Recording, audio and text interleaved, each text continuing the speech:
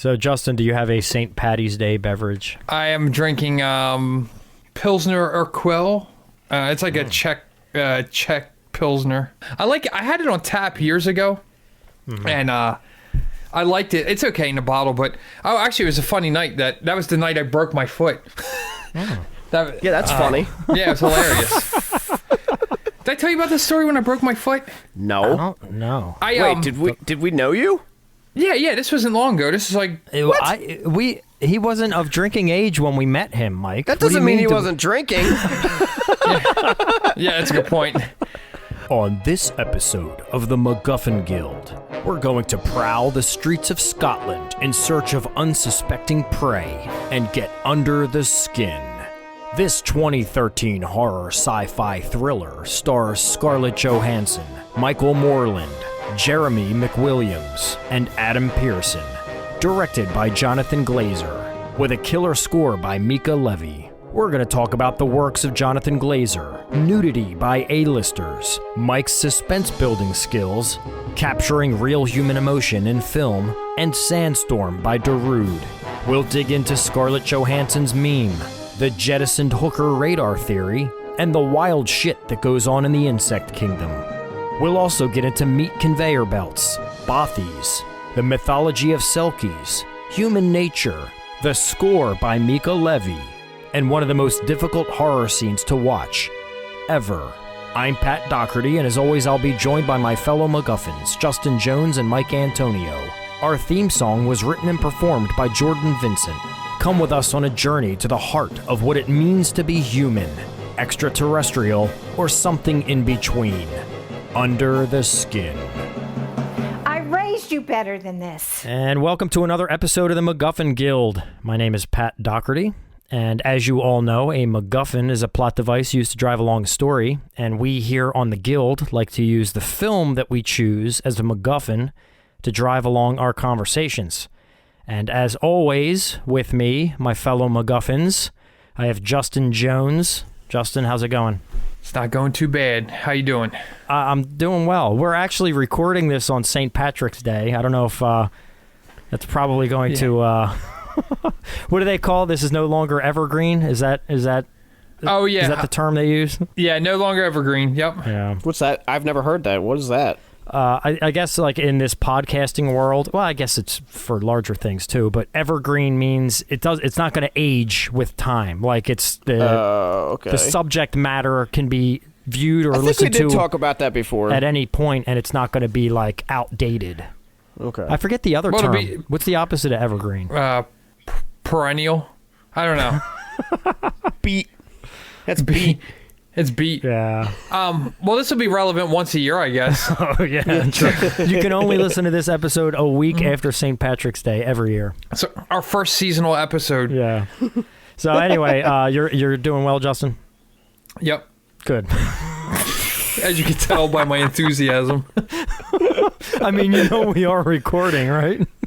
Yeah. We got in that real heated Star Wars debate earlier, and that discussion, it just kind of took the piss and wind out of me. It was exciting. I'm glad we had it, but man, it was tense. Yeah, I know. We pretty much exerted all of our energy. Yeah. God. Anyway, also with us is Mike Antonio. Mike, how are you? I'm good. Good. I'll ask you the same question that Justin asked, because normally I ask it, but he beat me to it this time. What? How you doing, Pat? That was quite the setup. Yeah. Well, normally I take that question. Oh. How you doing, Pat? Yeah, I'm doing well. I like how his question had a backstory. No.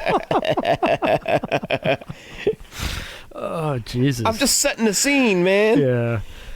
All right. Well, I have a good feeling about this one. Yeah, you're starting to. You guys are getting under my skin. Yeah. Oh, and I'm not even drinking. I just want to point that out, and I'm all out of sorts. Same. All right. Well, let's get into it. So, as I hinted at, the film we did this week is Under the Skin, 2013, 1 hour and 48 minutes long, directed by Jonathan Glazer. What else did he do? I don't know. I didn't look into him. Let me see here. Birth, Sexy Beast. Oh, yeah, he did some stuff with Jamiroquai. He may have done that virtual insanity video. Okay. Is So that the one where he's in the room and he's like... Yeah, like and the moving room's, around like, the room moving without around. like moving his actual feet, like just Yeah. shifting. that's a around. cool video. Yeah. The room is moving, right? Yeah, well, I think, is there like tracks set. within? Oh, yeah, the whole floor was moving. That's right, Yes. the floor, but Yes. the walls were stable. Yeah. Anyway, yeah, He it did looks like he directed that. Karma Police video, too, which I like. I remember when I came out. I'm not a big Radiohead fan, but I remember, I don't know, something about that video I liked. Oh, dude, he did Nick Cave and the Bad Seeds, Into My Arms. I got to watch that again. I didn't know he did that. I'd never seen that. And he did Blur, the Universal, and Massive Attack, Karma Coma. So anyway, it looks like he got started in the music video realm. Music videos. So that's cool. So yeah, this film kind of is like an extended music video. Yeah, it is. I could see just putting like a 45-minute Radiohead song over this whole movie and it working. Yep. Yeah, well, not to jump too far ahead, but it kind of makes sense because I thought the music in this was awesome. Yes, I agree. I think it was one of the most standout performances in this entire thing was the music. Quick question: is the director he Scottish? I can tell you. Because the film is made in filmed in Scotland. He was born in London, England. Okay, so he's English. Yeah, I don't know where he lives now. Maybe he lives in Scotland. I'm not sure. Well, I think I'll get into it more a little bit. I don't know a whole lot, but this is based on a book, and the book takes place in Scotland, so that may be why. Say the book tastes. The book I was tastes like, what does the book taste like, Mike? like Scotland. Haven't you ever had Scotland? Jesus, it's delicious. Anyway. Tastes like baked Alaska. Ooh, I'm hitting dad jokes territory now. That was bad. Oh, no. Sorry to the audience at home. We've reached dad joke status. Yeah. Well, this is going to be a great last episode. So the music, let's touch on that real quick. Mika Levi, M-I-C-A, Levi, L-E-V-I, is who composed the score for this film. So it appears that this film is the first film that Mika scored, 2013, Under the Skin. They also did Jackie, 2016. I don't know that one. Yeah, I think, isn't that, what's her name, playing Jackie O? That's, oh, God, what's her name? Jesus, Natalie Portman.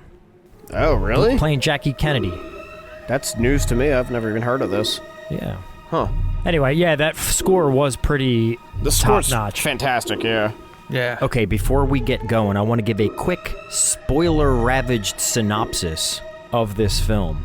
From visionary director Jonathan Glazer comes a stunning career transformation, a masterpiece of existential science fiction that journeys to the heart of what it means to be human, extraterrestrial, or something in between.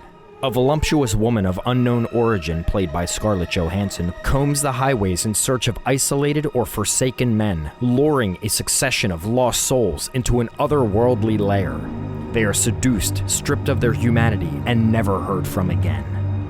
Based on the novel by Michael Faber, Under the Skin examines human experience from the perspective of an unforgettable heroine who grows too comfortable in her borrowed skin until she is abducted into humanity with devastating results. So that is for anybody who didn't watch the film but still wants to join us on the ride here. Heading on over to Rotten Tomatoes here, you guys want to guess on the tomato meter critic score where this one falls? Justin, have you looked? I did not look this time. Oh, you know what? Sarah read it off to me, though, I think. I didn't look, but I heard. Yeah, I'm thinking about it. I totally forgot about that. But I'm just going to say high anyway. I'll say like 70. Okay. I unfortunately read the critic Oh, Jesus, rating, you guys. so You have one well, job. I was reading about it on Wikipedia and I accidentally saw it. I did not Sorry, we're see new to this. So I didn't what's your guess, Mike? I don't want to guess No, because guess I know it. Guess it. This is your chance to nail it. It was 80-something%. I don't remember what it was. 84. 84. 84% out of 255 reviews. That's pretty Wow. That's really good. certified fresh, as they say. Yeah. So the audience score I did not see. Okay, would you like to guess then? Well, let Justin go for it. Did Justin see the I audience? didn't see this. But I think it's definitely going to be less. Yeah. What was the 84 was critic? I'll say 45. Jesus, what makes why do you foresee there being that much of a swing? I'm not good with numbers. I can see like how a general audience Did you just would be take like the 84% and flip the numbers? 48. Yeah, 48. I can see general audiences kind of not being in, like a general moviegoer would not be into this movie probably. Yeah, they went in thinking she's like Black Widow and going to be fighting like Russians or something, and Yeah. she just Yeah, you're not going to see this on a double feature with Avengers Endgame. No. All right, so I'm going to say it's definitely going to be lower than the critic. I'll say 69, dude. Oh my God, really? Of all films to pick 69, this is the one. Oh, I didn't even think about that, but Anyway, there's no 69 in the movie, I don't think. No, there's not. 55%. Ooh, It's wow. implied. So it's between me and Justin's guess. So and that's Also, I wasn't too terribly off. No, No, you you weren't. weren't. After you said, okay. You're actually closer, I'd say. I was curious why both of you guys felt that it was. I mean, we're in the mid 80s. What was it about the audience score that you thought was such a drastic swing? well, I already just think- explained my reasoning. Oh, I wasn't listening. Yeah. Just because it doesn't seem like a movie general audience, like general moviegoers would be into. They would not. Yeah. It's not that type of movie. It's too artsy. Do you think Scarlett Johansson being in the film does the film a disservice by having fans of hers going and seeing it and it not being? That's why I went a little lower, because I think A24 I think is known for making like artsy fartsy movies and stuff. So that's why I figured the critics would go high, because it's very visually stunning and everything. Yeah. But I think your typical Scarlett Johansson fan, of people who know her stuff now, but I don't know. She has a wide, because she did like Lost in Translation. Oh, yeah, which it kind of has like more of an adult kind of. But I guess she's more known now for the Avengers stuff. So you're probably getting a lot of. And plus, let's face it, there's some people that just went to go see it because they heard she was naked in it. So Well, I have something to say about that real quick. I'm sure you do. No, not about that. But I'm saying, like, I read that didn't really factor into people with this movie. That's what they all say. Surprisingly, Yeah, that's a lie. No, there was no like it wasn't like a big deal at the time when it came out. Nobody really said anything about, like, I'm sure people did, but not like you would think. Oh, so you're saying it wasn't put out there that she was naked? Well, I'm just saying, like, it wasn't like, when an actress does that, all of a sudden it's all over the all over Facebook. Oh my God, this new movie has Scarlett Johansson. There's like 4,000 articles about it. That didn't happen with this. Yeah, it's funny because I didn't even hear about this movie. I don't know how I missed it. And it wasn't until recently I was watching a documentary. I forget what documentary it was, but it was talking about, it was some kind of like a horror film. Nudity in Hollywood. No. It had to do with horror. Documentaries. And this was brought up as one of the movies that, one of those kind of off the beaten path kind of horror flicks. And I was like, what the fuck is that? I never even heard of it. So this was, and I'll get more into it, but this was a blind pick for me. I never saw it. And I used the MacGuffin Guild as my excuse to finally check it out. That's why we're here. Yeah.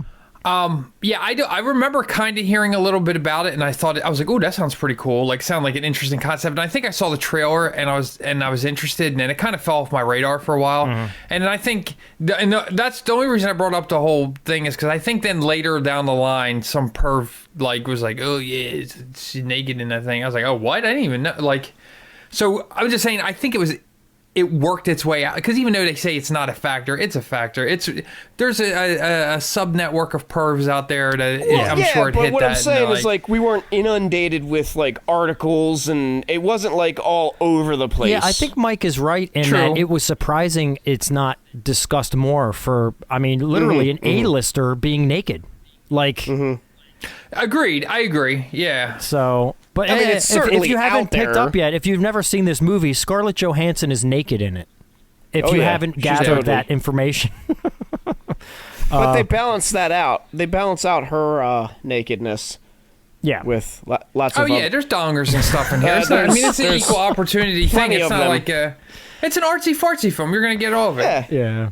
All right. You get the whole shebang. Let's do a little Ranger reviews here. What do you say?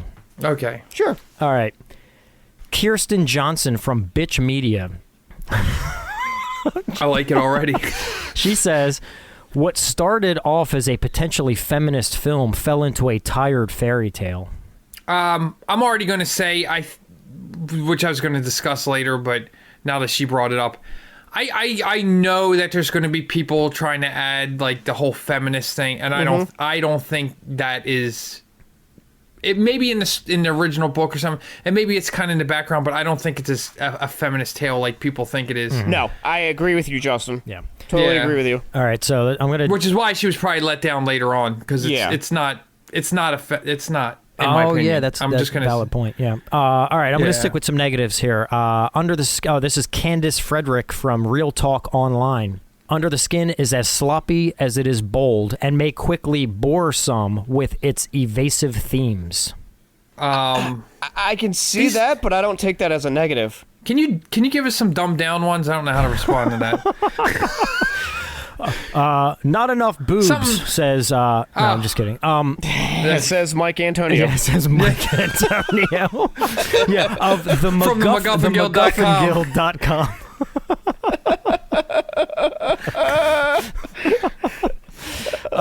No. Still owns it on Blu-ray.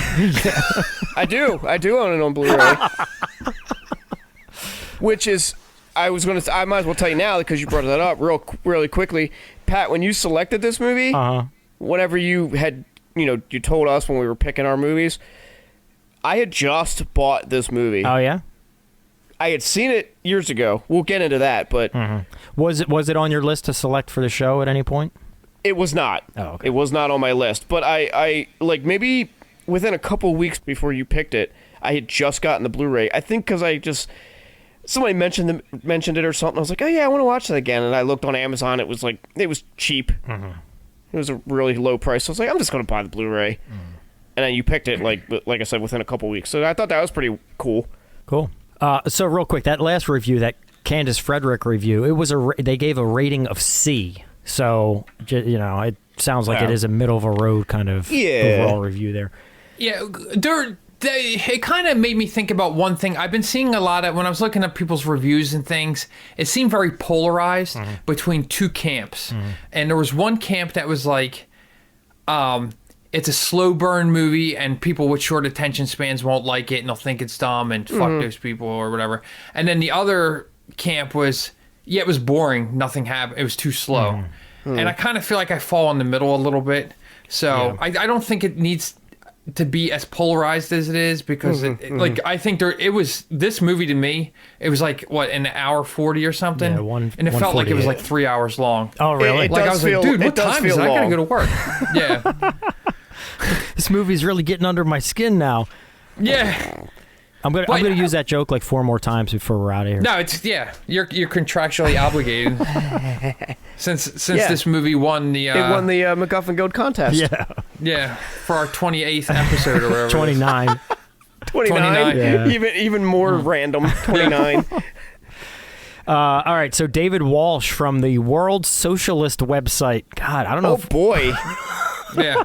Should we even go I was going to here? get to a point, but I'm curious about this review now. Oh, were you done your point, Justin? I'm sorry. No, I wasn't even like a third of the way through. Oh, go on then. I'm sorry. I don't want to interrupt with socialism. It's just a red herring. It feels very long and kind of drawn out, and I think a lot of times because this movie's so moody, I like movies that stretch things out to create that mood. But when the entire movie stretched out and creates that mood, it just becomes like kind of tiring. Yeah. So I think the argument lies somewhere between where I feel like if you don't like things that are drawn out in general, you might have a short attention span. But as far as like first act, second act, third act, this film didn't really... I mean, it did, but it was presented in a way that was very almost like dreamlike in its...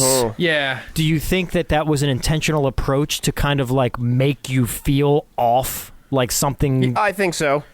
You know, Could be, yeah. I think so. But it was just weird stuff. Like, I feel like when you talk about like the 3-act structure, I think like, yeah, maybe, but the first act was about like 4/5 of the movie. Yeah. And or maybe not, I'm exaggerating a little bit, but like even that whole like build up of her, what she does, I felt like that was the length of what the movie should have been. Was just, you know, the first multiple victims or whatever. It almost felt like it started becoming repetitive. It felt repetitive to me. But then when I started breaking it down, I was like, each one did have a purpose. You know what I mean? Like there was a purpose for each one. Each one gave a little more insight, I'd say. Exactly. But I think I think there's a balance to them because you have those like kind of long drawn out scenes, which I do like, but match with the fact that you have to get the insight. It was just like the math just kind of made it a little too long for me, if that makes sense. Yeah. Like I like all those little bits, but all of them together. What bits? Kind of What bits are you referring to exactly? Well, going back to what I said earlier, now, like the, you know, her showing each victim and giving you a bit more of the story, but then stretching out the mood of each one, and then it's just like, Yeah. it just kind of felt like it just had a feeling to me like it was just like dragging a little bit. And I don't know what I would do to fix it, but I'm not a filmmaker, Yeah. so. All right, so let me... I have a feeling that it was intentional. I don't know what the intent was, but I just feel like that was all orchestrated to be that way. I can't... Well, you would hope. Again, You would yeah, hope. Because it I don't... feels like it was. Yeah, I would hope that any competent filmmaker, if you're going for a more traditional, structured film feel, you have to know that you're not hitting the mark with the way this film is kind of built. Yeah. Yeah. So I would hope that they would, you know, be like, yeah, you know, we're trying to bend the rules here enough before they break, but, you know, we're trying to set a mood. But I don't know. So World Socialist So back website. to socialism. Yeah. So this touches on something I want to get back to in a little bit, so I don't want to dive too deep into this, but I want to throw it out there. So this was filmed over, I guess, in Glasgow or somewhere in Scotland. I don't know. My mom's from Port Glasgow. Okay. So... Oh, that's right. We got another resident. Hey, Mike, this is 2 episodes in a row. You're a resident expert. Not really. What kind of you are? I don't have a psychic link to the people of Scotland just because But I have my one mom's question. from there. Who here amongst the guild members has been to Scotland? Me. Okay. Justin, have you? There you go. Nope. Yeah, me neither. However, the caveat to that is I was 6 years old when I was there. Yeah. God, that was So we're talking... It was how many decades ago? So too many. If Johansson had been asked to speak to Glasgow residents in depth about their lives and conditions, their thoughts and feelings under the skin might have had genuine value. That hints at something that I found really interesting about the making of this film. But I don't want to say anything yet. So if you guys know what I'm referencing, just sit on that for a minute. I found it interesting that she had a British accent in this movie. Her accent is very British. Like English, not Scottish. Yeah. I don't know. I just found that interesting. I wonder why they chose... I think that might have helped play with the part where she was constantly lost and using that as her MacGuffin. Well, true. I just wonder why she had a British accent. Just like what led to that decision. If you're thinking about it, if she's already kind of going to give off kind of a weird vibe, an alien vibe anyway, might as well be from like another neighboring country. You know what I mean? Or just, use her American accent. That's a good point too. That's what I'm saying. That's why I wonder why they went with the British accent. I just want to know what made them land on that particular accent. She did a good. I got to say her British accent was pretty decent. Yeah, maybe she was more comfortable with that one because again, I think that's one of the key things that can knock a viewer out of the film when the actor either does a bad accent or they do an inappropriate accent. But maybe they were like, okay, well, you're most comfortable with your English accent, stick with that. It's close enough in the ballpark.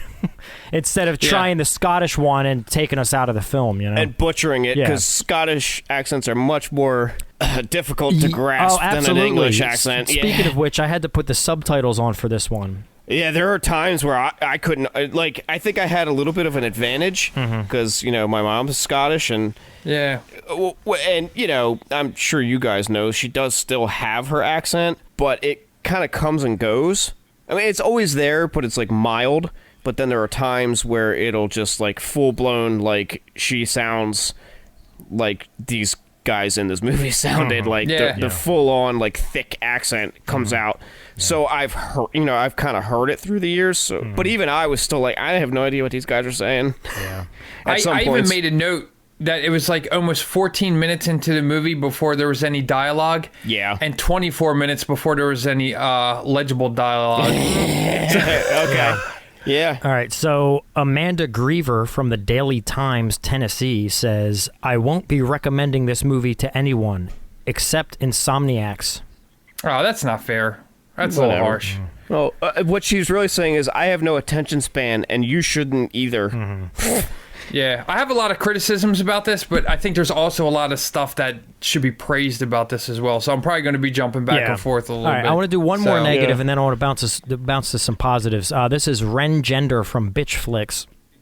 The problem is Johansson's character knows from the start of the film how to be, by all appearances, a human woman, and the filmmakers never seem curious how she learned to do so. They actually hit a really good point there, because the beginning of the movie, when she's trying to seduce and lure people, she's very aware of what to do. And then later on in the movie, it's almost like she forgets that dialogue and everything. Like she becomes like, it's almost like like someone hit the reset button and she had to start over or something. Yeah, I think there's something to that. I don't know if we want to get to that just yet, though. I'll write it down. We'll pop into it later. Yeah, hold on to that thought, because I have I mean, I'm sure not the only one, but I have an idea of what that's about, and then we can we'll touch on that later, because I think that's kind of intriguing. But let's do some positives real quick. This is Dustin Chang from Floating World, says, with arresting images and hypnotic soundtrack, the film is one of the most singularly mesmerizing movie-watching experiences I've had in a long time.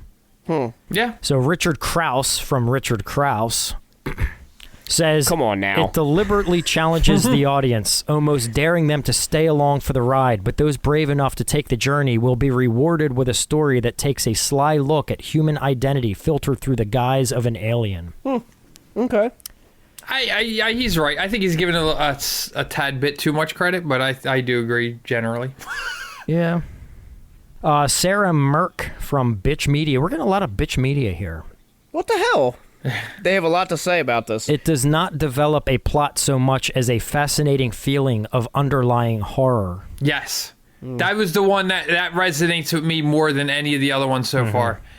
I felt like, because I even, after we watched this, Sarah and I were laying in bed when we went to sleep that night, and I was laying there and we were kind of talking about it still, and I was like, do you think that movie is more of a science fiction movie or more of a horror movie? And she said, I think it was more of a science fiction movie because it's exploring a lot of questions and stuff like that, which I think she's right. But to me, I thought it was more of a horror movie because just the weird... I was uncomfortable through the majority of this movie for no other reason than just like the music and the atmosphere and... The peckers. Various shapes, sizes, whatever. Very awkward.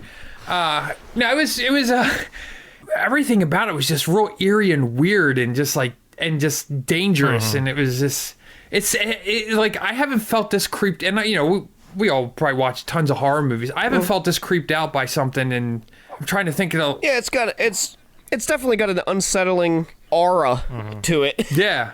It's in Scotland, and all the scenes, it's like raining, and it's just dreary, and it's just everything, and it's the underwater, whatever it was, vibes. Oh, everything about it was just really... It literally got under... I know you were making the jokes earlier, but this movie literally got under my skin. Nice. I want to point out, too, you're just talking about how, you know, Scotland is rainy and dreary. When I first watched this, somehow I missed the fact that it was Scotland. I don't know how, I don't know how I didn't pick up on all the guys' accents. Well, I yeah, guess I think what'd you think they were in Detroit? I think the first time I watched it, I had the volume low and I had the subtitles on, so I didn't really hear it. Because I think had the volume off. He wasn't watching it for the plot or the dialogue. No. Because I think my wife was like sleeping. He was in crank mode.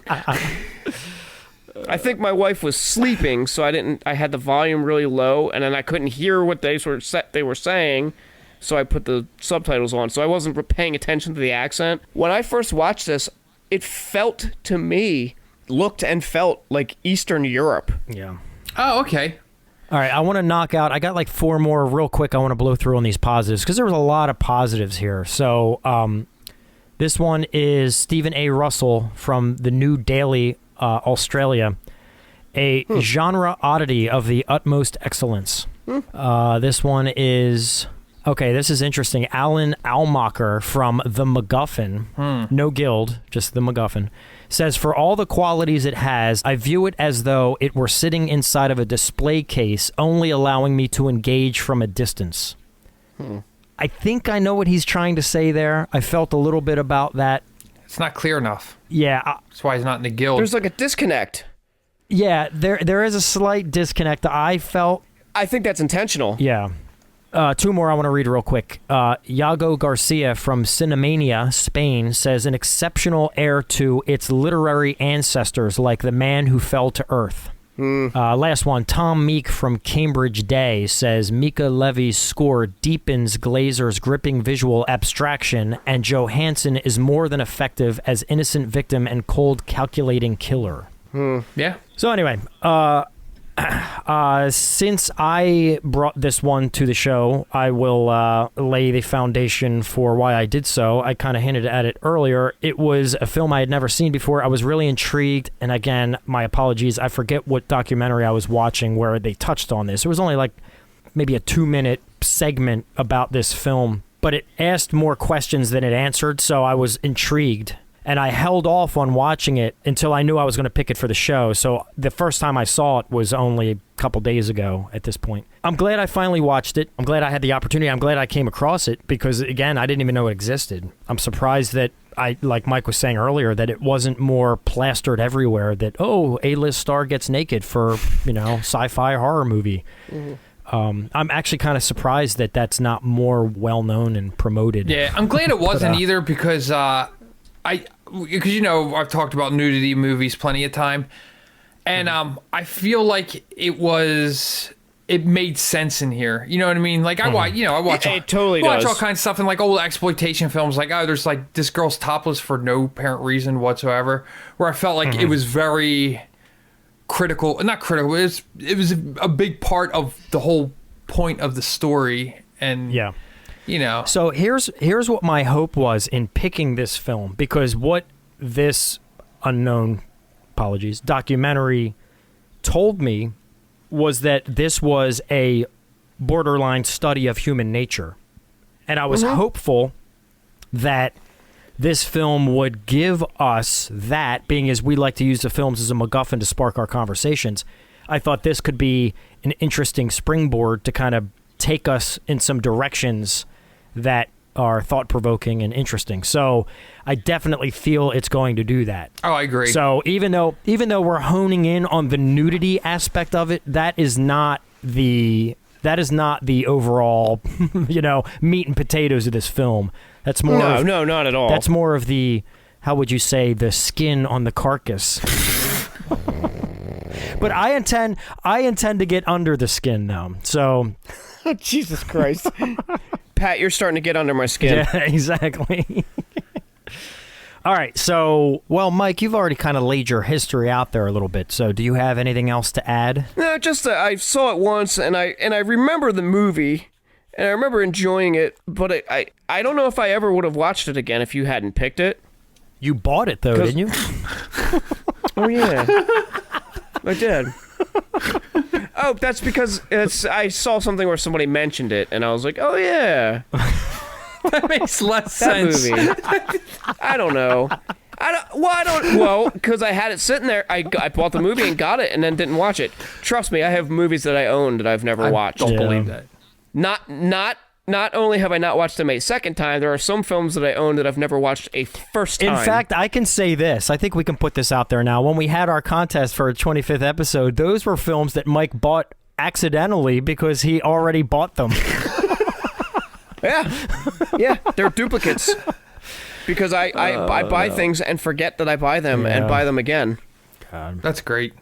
All right, so Justin, this is a first time for you as well? Yeah, I kind of mentioned before I heard about it when it came out, and I just like, oh, it sounds interesting. I didn't see it. Then when you mentioned, because you had mentioned this a while ago too, that you were considering picking it, and then I forgot about it. And then when you actually picked it, I was like, oh, that's right, he was going to pick that. So I'm glad you did, because I wanted to see it. And it's kind of like, we kind of tend to stick around some older movies sometimes, so it's nice to get some newer, fresher movies in there sometimes. Which actually, I think in our upcoming lineup, we have a fair amount of more like post-2000 films, so stick around for that. Yeah, keep your eyes peeled for that on our social media when we release our upcoming schedule. Coming soon. And honestly, I don't really keep up with stuff like I used to. Like, if it's anything from like even in 60s, 70s, 80s, 90s, I could probably, if I haven't seen it, I can tell you a bit about it, but everything kind of post 2000, 2005 or something, it's kind of like a gray area for me. I don't know a lot of stuff. So this was really good to watch this and kind of learn a little bit about the director and other things he's done. Because I remember when Sexy Beast came out too. That was there was kind of a big. Yeah, I never saw that. I never saw it either, but I remember that was kind of a big deal at the time around that. So all right. So what I would like to do is just starting at the beginning. We'll hit the main points. Again, there's not too much of a story arc here. There's some themes that kind of repeat throughout. I want to dwell for a minute on the human nature aspects and what you guys think the filmmakers were trying to tell us and what messages they were trying to send with this character and this situation. We'll open it up by saying, when the credits are rolling, you can hear this Scarlett Johansson character's voice, learning words, learning the language. And then you see, like, the way the beginning credits go, you see, like, the formation of what ends up being an eyeball.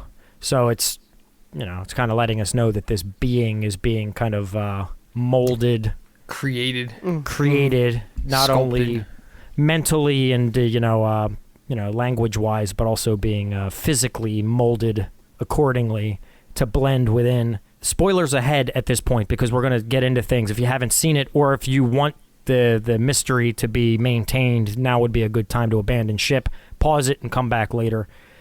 When the film opens, there's this mystery biker. Yeah, they call him the bad man, yeah. Yeah, the bad man. So we see this mystery biker. He rides around on a bike the whole time.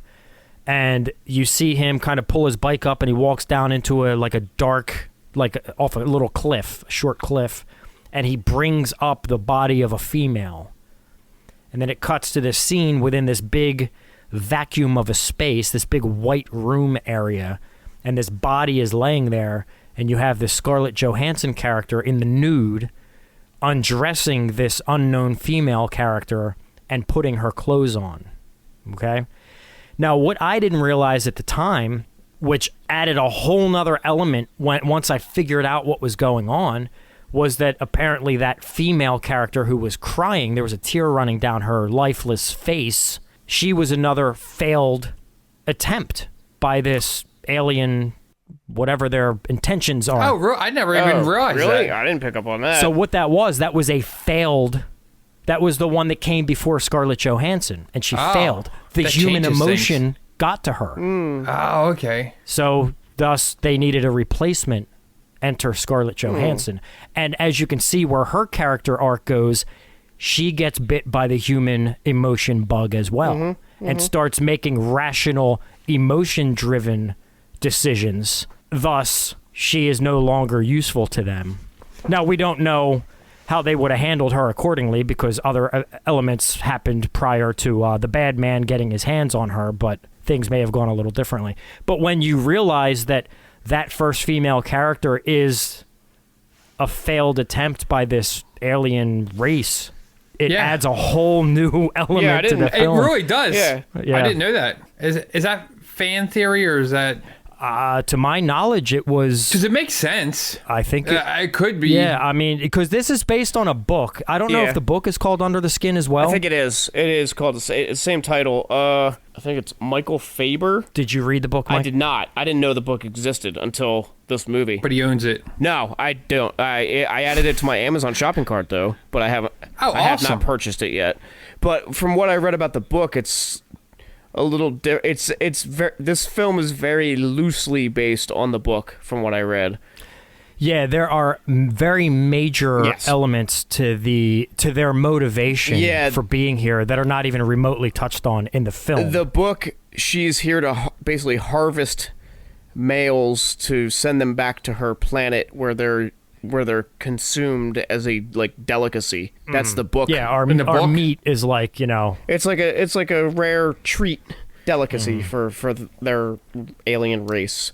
So, We're like the Kobe beef of. Yeah. We're intergalactic Kobe beef. however, the film is very, very different. That's not the intention at all. So let me ask you guys a question then. And I'm trying to get confirmation that female character is in fact a failed alien, but if she is not, what was your interpretation of what she was? Yeah, because he went there with purpose. Like, he Yeah, knew true, exactly where to true. go. Yeah. So that makes the most sense Yeah, to it me. does. But at the time when I watched it, I was just like, oh, this movie's going to be weird. But yeah, but now, so think about that character now laying there on the floor, a tear running down her face. It's heartbreaking, isn't it? It is. Like, when you think about what that character's journey may have been like, getting her to that point, and she failed. That makes sense. That does make sense. My theory is like, I don't know, did he just did they have some kind of like jettisoned hooker radar or something? Like when someone just Jettisoned throws one hooker. out of their car, they just oh, here's one, and he rides up on his bike and picks her up. Fireman carries her and puts her in the van. I don't know. That was my theory. What yours is blows that one out of the water. To be fair, I like the jettisoned hooker theory, though. Is a good one. yeah. I mean, there's many theories, but it's the one I subscribe to. For better or worse, this movie definitely is one that leaves you with more questions than answers. And I'm usually fine. I like movies that do that, where you don't need everything like spoon fed to you and handed to you. So I don't know. So I kind of like that. Sometimes there could be too many questions, but I don't know. I think you might have cleared something up for me there. Yeah, so anyway, so my interpretation, and I can confirm that later if I feel, or if anyone out there listening knows that to be false. I read it somewhere, but I just can't find my source at this point. So we're just going to have to go with a hope and a prayer that is accurate. If it's not, please let us know. But with that said, then, that gives the impression that this race, this alien race that's here for unknown reasons at this point, there's a process, and there's these female characters, these quote-unquote female characters that are here for a purpose, and then there's the biker characters that are there to kind of like keep the train on the tracks. So this bad man is what he's referred to, is the one that's always kind of cleaning up the mess, tying up loose ends, and making sure that nothing's getting left in a position that could blow up in their face or Except cause one problems. thing in that movie that was weird. Is it the neighbor? No. Okay, well, tell us. Let's get into it. He's going to leave it at that. No. Well, I'm going to have to talk about a whole scene. Okay. I love the way you build suspense. Yeah. Let's not gloss over that real quick. One of your skills is like building suspense. He's like, no.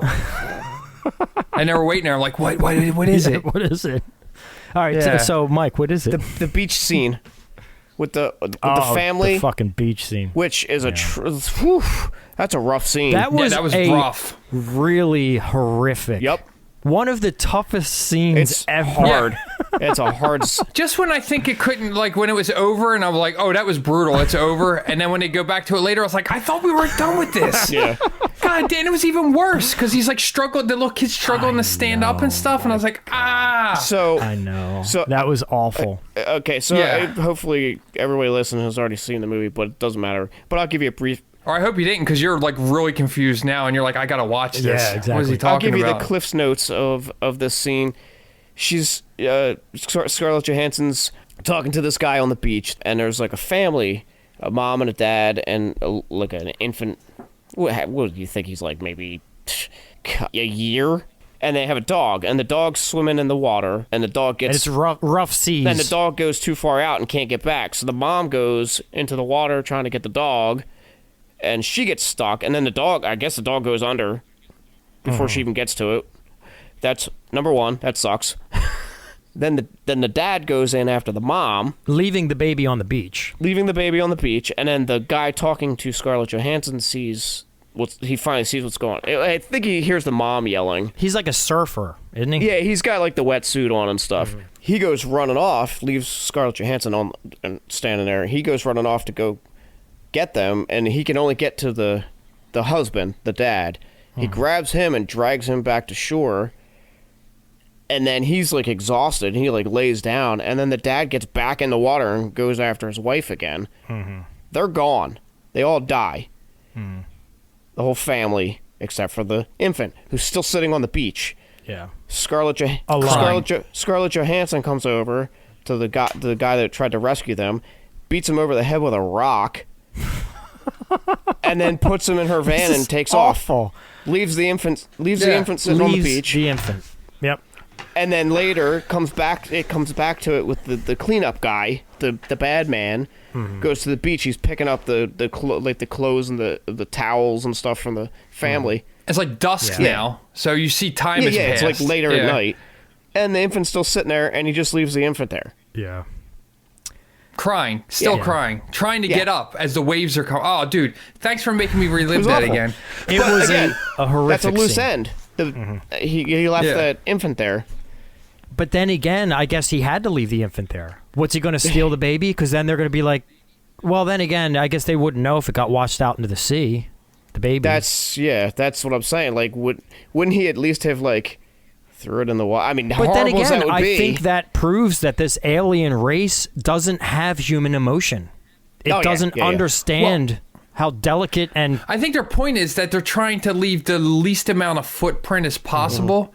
So if they don't even touch the kid and let nature take its course, that's one less thing that they even had their hands on. So if someone were to investigate, be like, oh yeah, the waves came in. Well, then why would he bother cleaning up the towel and stuff? Just leave it there. What, the surfer guy stuff or whatever? No, it was the surfer guy. Was it his stuff? Okay. Yeah, that's what he was cleaning up. It was his stuff. Because he said he was staying there in I a got tent. it. Okay. So, by the way, and any listeners who haven't seen the movie, so what happens leading up to this beach scene is this surfer guy in a wetsuit is out in the sea, and it's really rough waters, and Scarlett Johansson is just standing by his stuff on the beach. Like you could see he has a towel and stuff down on the beach.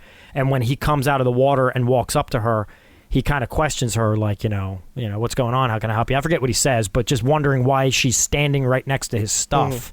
And then that opens the dialogue, and that's when he then notices the family is having an issue, and he runs down there, and she just stands there at first, and it's not until after the surfer gets back onto the beach that she walks up that's her opportunity. maniacally, and just strikes him with a rock, and then does what she needs to do.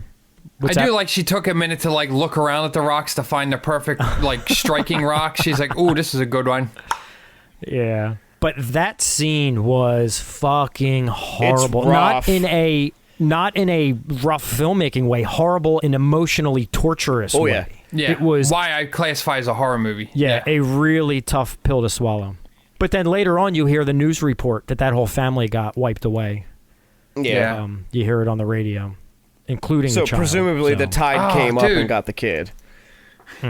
Yeah. But anyway, what's really interesting, what we hinted at earlier, she drives around in this van and sparks conversations with people. I did not know, prior to seeing this movie, that a majority of the people that were filmed for this movie were real people. They literally had hidden cameras in the van, and Scarlett Johansson would approach people, and they wouldn't find out until after their interaction that they were on a movie, and they would sign their release forms and all that. Are you kidding me? No, I'm not.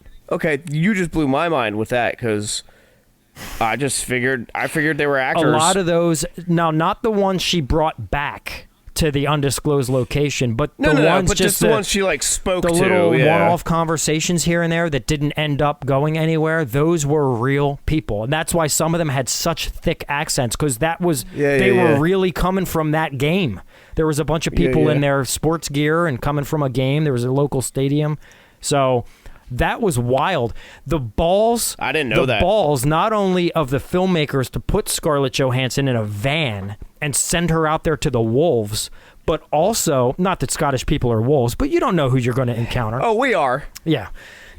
But also the balls of Scarlett Johansson to be put in a van with hidden cameras and just, that's jackass type stuff. Yeah. You know? That's Well, like the Impractical crew is in the Jokers. back of the van. Yeah. But still, you don't know. She could get knifed by the time they get up there. You know what I'm saying? Like, it's still really ballsy.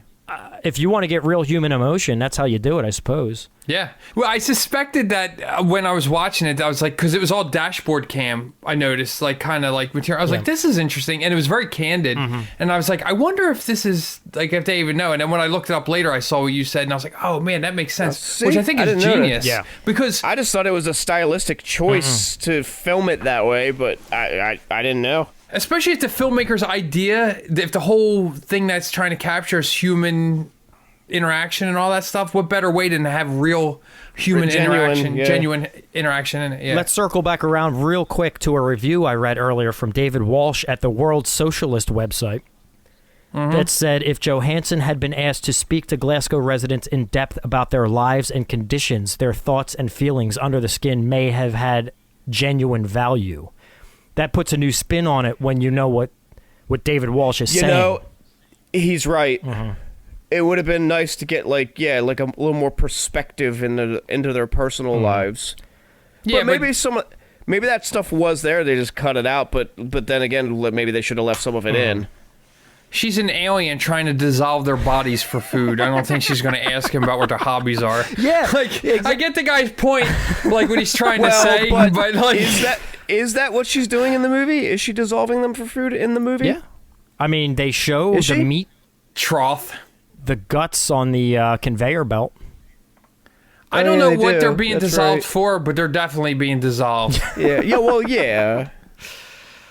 Yeah. Fully engorged while being By dissolved. the way, okay, so let's talk about the undisclosed location now that she brings some of the not so lucky participants back to.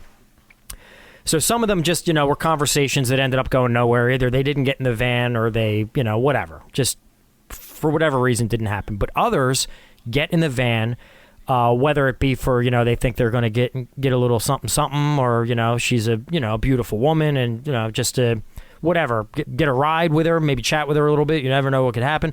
So they follow her. They go back with her to this location, this really shoddy, which they never really explain what the bad man and these aliens, kind of what they set up. They don't explain what it is, but it's in a normal looking building. Now, my question to you guys, is there only one location? Was she bringing them all back to the same location? There's multiple locations, I think. Okay. She definitely brings them back to different places. Yes. So I wasn't sure about that. So anyway, there's these multiple locations then, and they walk into what appears to be a normal building, and they walk in, and as they are walking through, it opens up into this void, this black, just darkness, this massive void with like a reflective floor. And as they're walking along, she starts to disrobe. The willing participants, the males, are following behind her. They're disrobing as well. And it's only after they're fully disrobed that they start to then sink into the floor and eventually disappear into the floor. It turns into like a black tar-like substance. And they just sink right down into it. I don't intend for us to be able to explain what any of that is, but what I will say is once we see kind of what's going on, there is some pretty visually wild shit going on. Oh, yeah. Yeah. Yeah. It was, I've never seen anything like it, so it's kind of cool. Yeah, I read somewhere that said something about it was like it could either be an actual otherworldly place she's taking them to, or it could just be visual representation of what she's doing psychically to them or something like that. It could be, there could be a lot of things for it. I saw lots of interpretations for that. Yeah. But basically, and it's basically like a trap. She's like a trapdoor spider almost. Yeah, well, I think when you look at the insect kingdom and stuff, like all the weird stuff they could do, like that fungus that gets in an ant's brain or something and makes makes it climb up a thing to the highest thing so birds eat it and then that's how they reproduce or something. I don't know, something weird like that. I've heard of that. Yeah. That's a thing. Yep. A fungus, it gets in. I fact check these people because I can't remember. It controls them. Yeah, mind controls them to make them climb to the highest stalk just so a bird will come and eat them. And then that's how they spread their spores because then the bird digests them and it craps them out all over the place. It out. Yep. Holy fuck. How the hell? Yeah. How does that happen? Now your mind's blown. Jeez. Do you know a lot of wasps will inject their eggs into a living host and then they will hatch and then eat the creature from inside out? I remember seeing that too. Yeah. Yeah, I mean, that's wild, but that last one is like, that's crazy shit. No, that's a totally real thing. I've seen that before too, Justin. My Yeah. God. But I guess when you start looking on an insect level, you're like it could be anything. Like the fact that she could be luring them, like even like the snake charmers or something. And like it could just be her in a train. Because even the one guy was doing that kind of goofy dance. Remember that? The real skinny guy? Yeah. And he's doing that dance and just kind of walking. And then they're like taking out, and there's a trail close. At one point, Sarah was like, wouldn't it be really funny at the end of this movie is just a big elaborate ploy for these aliens to steal all these like human beings' clothing? Oh, yeah. Just to get them to this room and they just steal their clothes and like ditch them on the side of the highway. That's their master plan. They can't figure out how to sew or produce clothing, so this is the only thing they can, it's the next best thing. Well, it's like, made on Earth. It's like a designer thing. But I will say, and look, I know that this can come across as like a cop-out or like an easy, didn't take much brain power to, come to that conclusion. But there was some enjoyment I got out of seeing a woman character. And again, I don't want to go down the whole feminist thing because I don't know even if this is what the film was trying to portray. But I'm so used to watching horror movies that are just like straight up like, Maniac, where it's like guys hunting women. It was kind of refreshing to see. We grew up on that. Yeah, it was refreshing to see a woman hunting men for once, No. So, and I agree. And that's actually, I'm glad you brought that up because why I kind of was mentioning that thing about why I don't think it's a quote unquote feminist movie. That may say more about like the state of film and the fact that like just because a woman's like a strong like predatory character now all of a sudden it's a feminist film. It's not real. It's just like that's a possibility in real life and in movies that we just don't explore as much. So it's like it's refreshing and I think it's just more of a normal thing. And I personally, I don't write it or direct it, but I personally don't think it was made in mind with being like, oh, we're going to make this like feminist statement. I think it's just the fact that they had this idea for a story that is like, yeah, we can have these, and that's cool. It's a very cool concept of having this predatory, because even if you look in the animal kingdom again, like even lions, it's the females that are like the predators and the hunters. I mean, think about it though. When you equate it to the animal kingdom or the insect kingdom, if you are going to go for an easy target, there is no easier target than a dumb guy blinded by sexuality. Straight up. And so this alien race, they're tapping into that weakness. They're like, hey, we want to collect this, this asset, this meat, this human venison or whatever the hell it is. And, there's no easier way than to just seduce them into walking into our trap. I wonder if they had some like hologram kind of thing, like they're all sitting around, kind of like when they're getting ready to, in Star Wars, when they're getting, let's all come back to Star Wars, when they're getting ready to like attack the Death Star, and they have this thing, and I wonder if like the genitals are like targeted, like the exhaust port, and like this is the area we want to attack. You have to go straight, straight Stay through on here. Target. Stay on target. Yeah. Yeah, never forget about you got to keep focus on the gonads. I will point out that Glazer, again, the director, said he wanted to make a film, quote, more about a human experience than a gender experience. Yep. Yeah, and I picked that up too. I didn't. So I didn't, he totally was not in. He was not supposed to be feminist. Yeah. But people put that in it. Just like we said, because it's kind of inherently there, but doesn't mean it was the intention. I think also on the other side of that, if we're talking about human interaction and tropes and stereotypes and stuff like that, like even what you said about like, oh, you know, we're gonna attack their weak spot, like these horny men. That's the way you get them. Is like they all just want to bang you, and that's how you get them. You grab them by the gonads and throw them in the meat grinder. But I think the fact that they had those candid camera shots of them in the van of her trying to quote unquote seduce those men, and they're like, no, I got to go here. Yeah. I think that kind of, it's refreshing because stereotypes happen on all sides of the thing. Like, oh, men are just horny, dirty bastards that just want one thing. And I don't think that's always true. I know. You're right. And Yeah, it is. Yeah. Thank you for Most saying of that. the time, yeah, but not all the time. No, just kidding. Here's the follow-up that I wanted to say to my point earlier about, you know, again, I'm used to like films like Maniac where it's like a guy hunting women.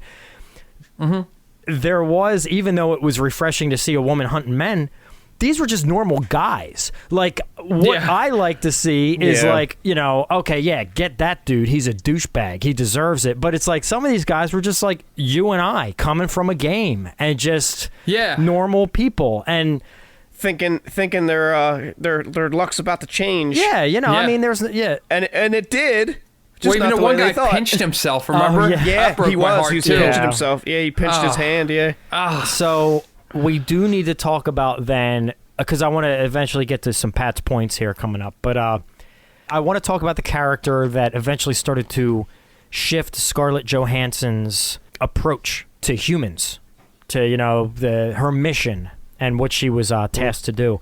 But something I found extremely interesting, and I don't know if I've ever seen this in a film before, and I freaking love it, is what the characters are billed as in this film. Did you look at the cast?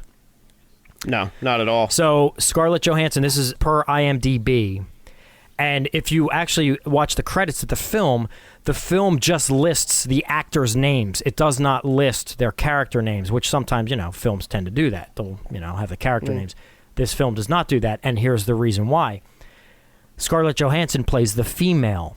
Then there's the bad man, the dead woman, pickup man, first victim, leering man, second victim, man at club, the swimmer, father at beach, mother at beach, the baby, motorcyclist number one. There's only, I think, one situation where the character has a name, and that is Andrew.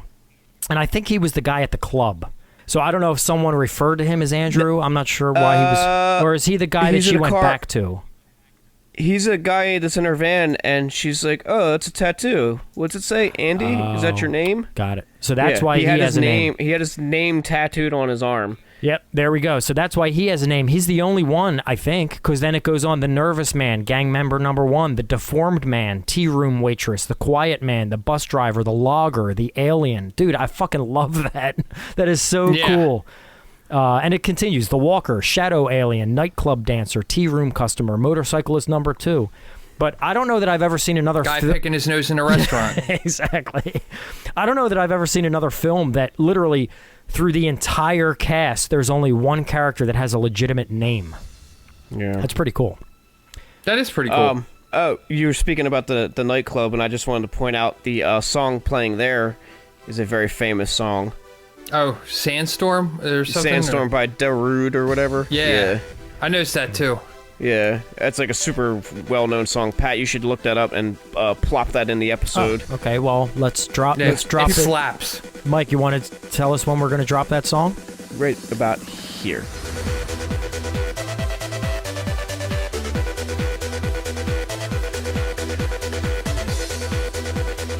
There we go.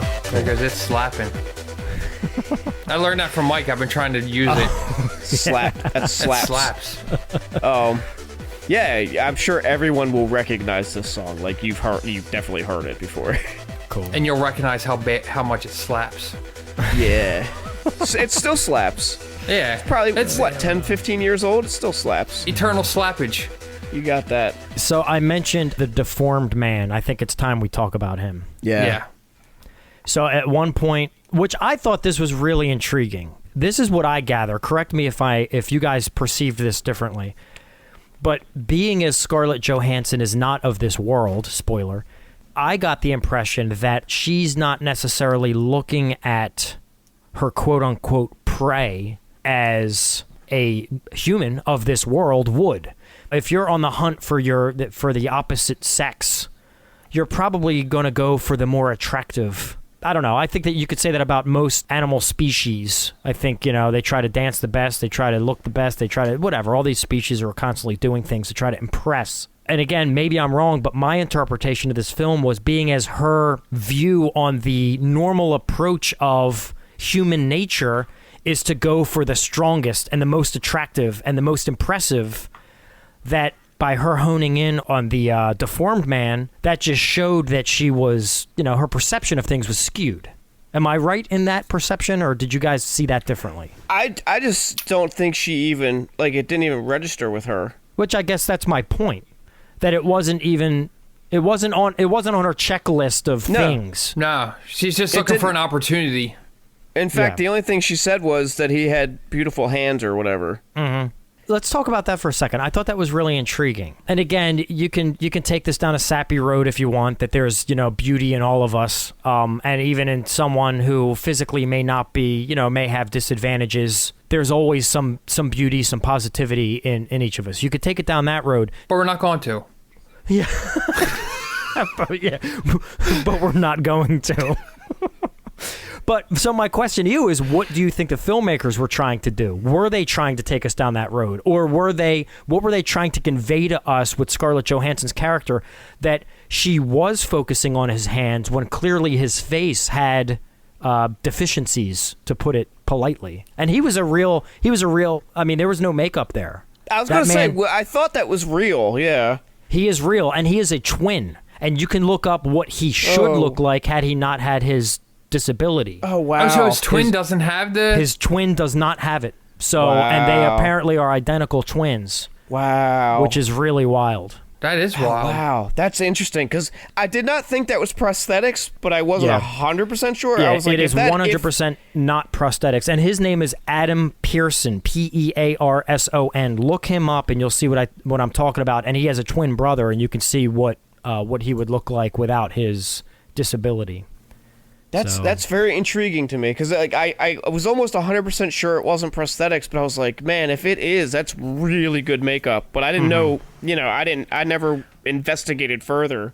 Which, to be fair, would have been par for the course, because the effects in this movie are awesome, in my opinion, as well. I agree. True. I agree. But that comes back to something I'm constantly harping on. What a brilliant fucking decision. If you can find someone, a willing participant who has a condition that can come in and take part in your film, instead of trying to achieve a makeup effect that maybe would not be as impactful or effective. It could come off as hokey. Yeah, those are the kind of decisions that I love seeing in filmmaking. Well, plus they said that he was able to use Adam's personal experiences and how he would react and everything. It was more emotionally driven as well. There was more personal experience tied to it that he could bring to the table as well, instead of just some good-looking guy with makeup on. You with great headshots. Yeah, you don't know. They have no idea what this guy's life's like or what it's been like.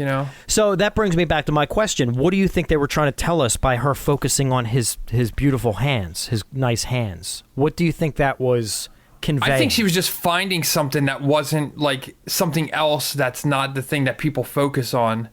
And so she I think it's her just being mechanical and be looking what can I do? Cuz she was throwing everything out to every guy. She's constantly if one thing doesn't work, she moves to the next thing.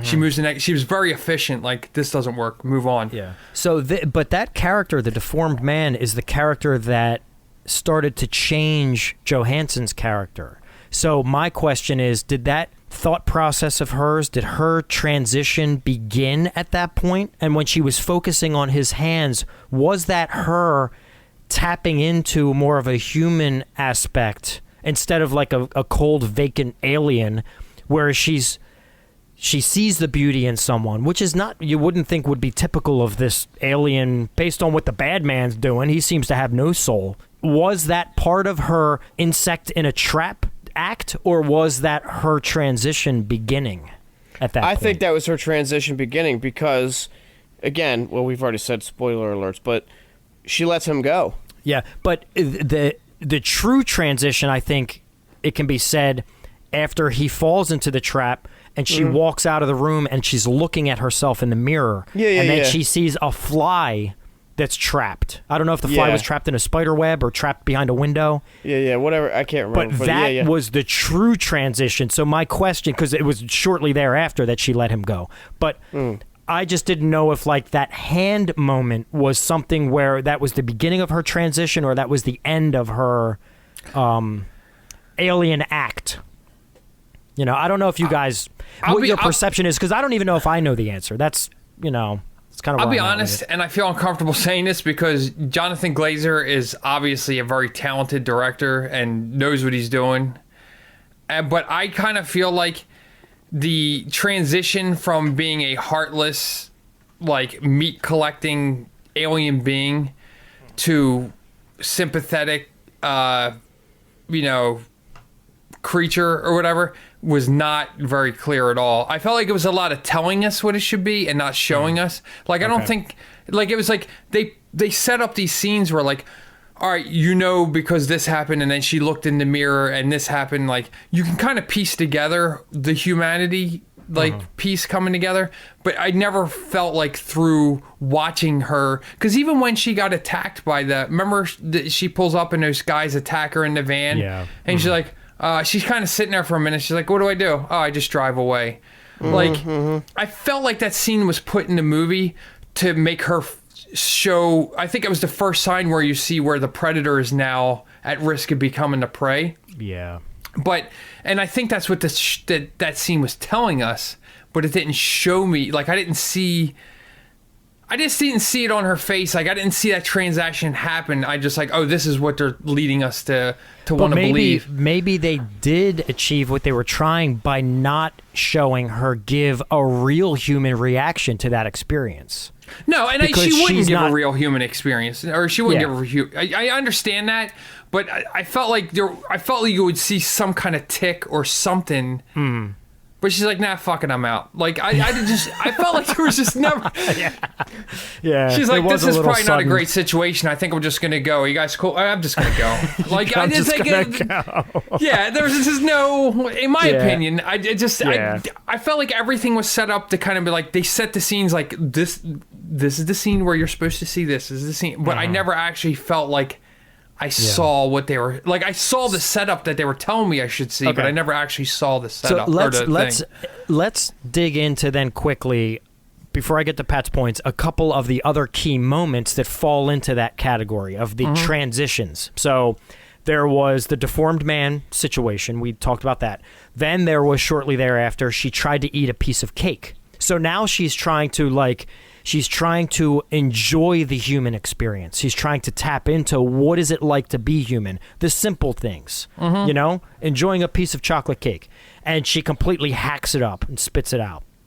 So that was part of her transition. And then she hops on the bus and meets this fella who seems very nice. Man. Is he the quiet man? I think he's the quiet man. Okay. Yeah. But he seems very nice and caring. He wants to make sure she's not cold and making sure she has somewhere to go and she's staying dry and the whole thing. Showing a good-natured human being, the positives of humanity. He ends up taking her back, offering her a place to stay.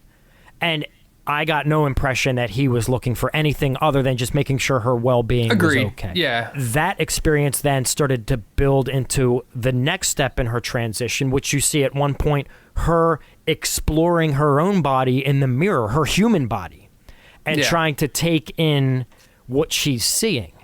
Because she never really, not in the time that we've known this character, never really took that in. She always just kind of got to work. Yeah. But now she's trying to take in the human beauty, quote unquote, and figure it out. Where do I pee from? Questions like that, yeah. Well, she unfortunately didn't ask that question because then that led to the sex scene, is where things really started to get awkward. So this is with if it's the quiet man, it's with that character now where they start getting romantic. And it's not in a predatory sort of way. It's in a very real human They emotional spend kind time of together. connection. They're enjoying each other's time. Yeah. Yeah. So one thing leads to another, and they have this connection, and it's when, not to be too vulgar, but when the attempt of... Porking. Would we say penetration? How would we politely say that? Porking is the Porking. what we're looking for. Yeah. Penetration is when the penis enters an orifice. Oh, okay. So, yeah, I'm right in my... For those who don't know. You were like the resident expert on everything, man. We sell you too short too often. But anyway, so when it got to that point in their moment, the lovemaking moment, or porking, as Justin so eloquently said. We'll leave diagrams on our Facebook page in case you're on. Check out our social media. Yeah. But that's when problems happen because, again, her body is not designed for That. Yeah, what would you call the luxuries that come along with being human? I don't know Yeah. if the luxury is a good word, but I think luxury works. Her body's not set up for sexy time. Yeah, Yeah. the fringe benefits. yeah, the fringe benefits, that's good. Well, not only benefits, because, that act is more than just benefits. That's, human, it's essential. Procreation Yeah. and Yeah. everything. But anyway, so her body's not designed for that. Thus, something bad happens. I think there may be a tear in the skin or something to that Yeah, I was nature, wondering maybe. what was going on. Like, and then Sarah's like, she's like, I think maybe he Went or like something tore or something. Yeah. and I then was like, she's okay, that checking it makes out. sense. Yeah. Yeah, she very quickly grabs the lamp and investigates. Yeah. That's quite a scene, but This fucking poor guy. Let's I talk know. about this for a minute. This guy seems like a pretty lonely guy. Doesn't seem like a bad dude. He finally meets some girl that's clearly out of his league. No offense to this guy, but let's be like, he's more like, she's out of everyone's league. So No, she's not. Colin right. Jost married her. well, yeah, of course, but he's a very pretty man too. He is a So- pretty man. Yeah, he's exceptionally gorgeous. So He he's is. doing all the right things. He's being a totally cool dude, and all this stuff's going on. And all of a sudden, it's finally happened. He's like, "Oh my god, life is getting ready to turn." And she like jumps out of bed, sticks a lamp to her vagina, and then runs out of the room. Like, let's see that movie. Let's see his story. I can't count on both hands how many times it's happened to me. Yeah, Mike's like, typical. yeah. No, Mike's like, isn't that how sex is supposed to Yeah, go? like that's been my What's the problem experience here? every time, and I'm married. Still happens. Same old song and dance. Yeah. But anyway, you know what I found really sad too? And again, this is complete spoiler territory at this point, but the deformed man was such a sad story arc there, man. Yeah. Because then the bad man, he definitely She lets earned him his go, name. and he wanders off naked, and then the bad man catches up to him. Yep, to clean Tracks up him mess. Just horrible. What do you think Yep. happened to him? Yeah, who I'm knows? sure he died. Yeah. He Yeah. throws him in the trunk of the car, right, and steals Yeah. that car, and there's Yeah, that old lady watching. A neighbor sees that go down. They never tied that up. So that's that was what I thought you were going to say earlier, Mike, about one of the loose ends he failed to tie up. Yeah, because he looks at her, she looks at him. But anyway, so the deformed man was, he was as far as storytelling goes, it was a beautiful character, and that was the true transition of Scarlett Johansson's character. And it was really sad how his story kind of unfolded. Mm-hmm. But that took us to the final act, where then Scarlett Johansson now is on the run from the bad man, because I think now she's like embracing this. She wants to be a human. And I think that must be what this alien race constantly struggles with, is they put their plants in there to achieve the goal, and for whatever reason, they keep trying to adapt to this human nature and falling into the emotional side of being a human and exploring more than they need to be exploring. And that's where Scarlett Johansson now finds herself. So she's running from the bad man and goes off into the woods and finds... Well, real quick, he meets up with other bad men at one point. Oh, yeah, they kind of there's a got group of them. like a search party together. Yeah. Oh, So... Oh, go and on, with Justin. that being said, side note, I just wanted to mention this about this guy, Jeremy McWilliams, the guy that played the bad man, is like a professional like motorcyclist or whatever. Oh, yeah. And Dude, And they specifically picked him because you want to talk about like your heart racing? That scene when he's looking for her and he's going down those winding roads with like all the rain on this motorcycle, like speeding. Yeah. That was intense. And that's why they hired this guy. Yeah, I'm glad you brought that up.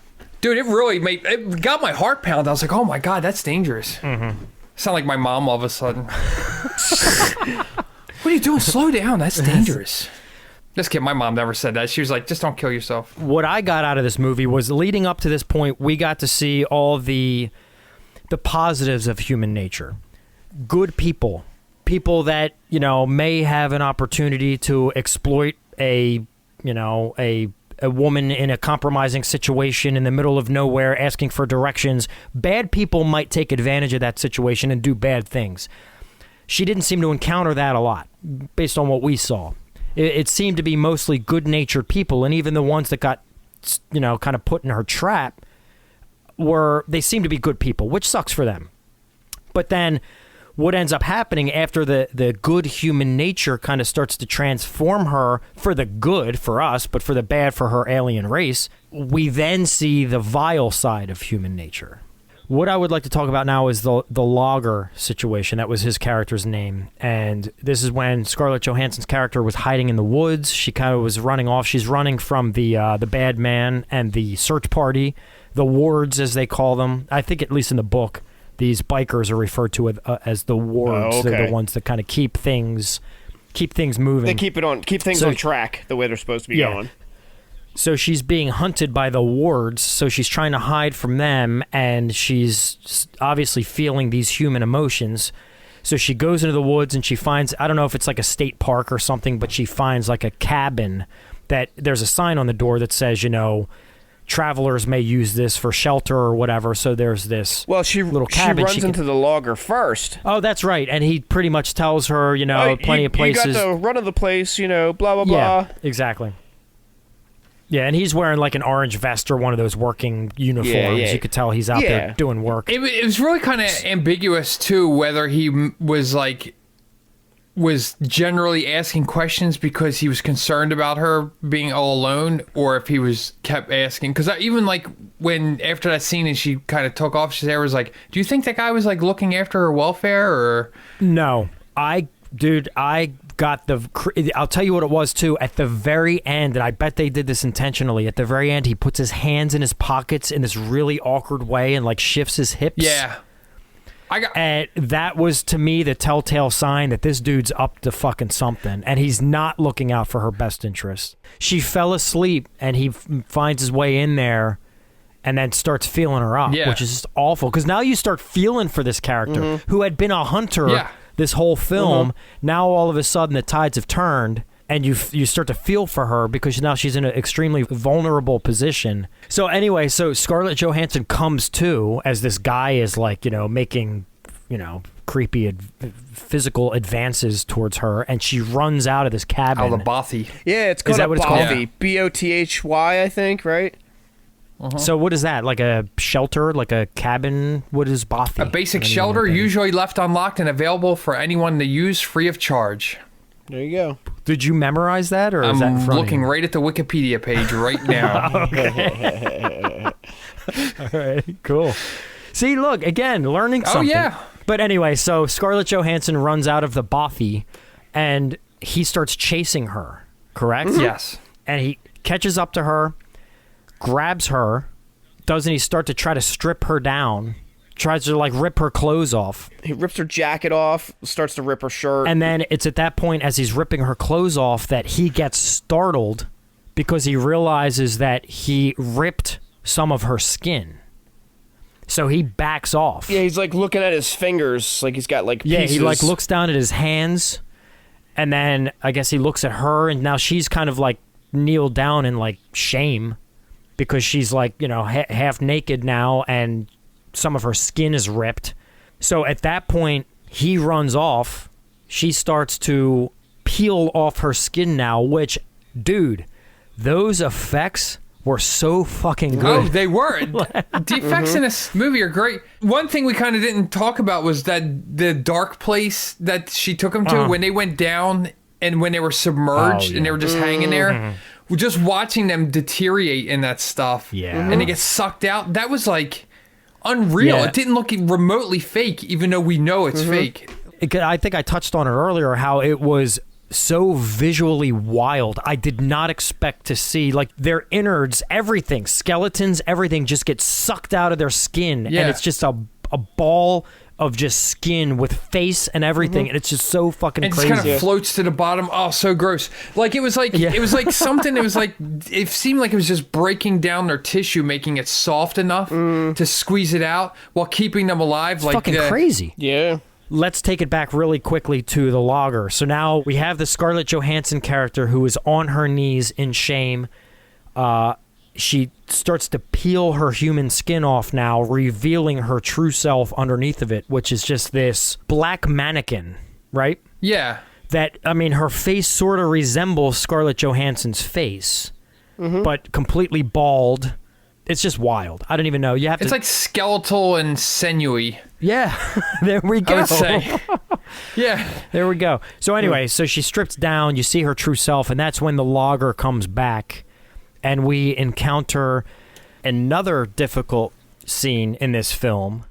And this time around, it's a situation again, talking about the nasty side of human nature, where a human overreacts violently and horrifically to something that he doesn't understand, or that he's embarrassed by, or that he just can't comprehend, whatever the case may be. It's pretty sad and it's pretty horrible. One of the hardest to swallow that I've seen in film, but he douses her with gasoline and lights her on fire, and it's horrible. Yeah. And she just turns into a pile of ash. Yeah, it's horrible. And yeah, so this is not a very uplifting movie. If you're looking for like a feel-good story, this is probably not No, it's not. Yeah. I will say, there's a part here Sarah mentioned later. I think she said the next day after we watched it, because she was thinking about it, and like when she starts peeling her skin off and she kind of turns her own face around and she's looking at her face. Yeah.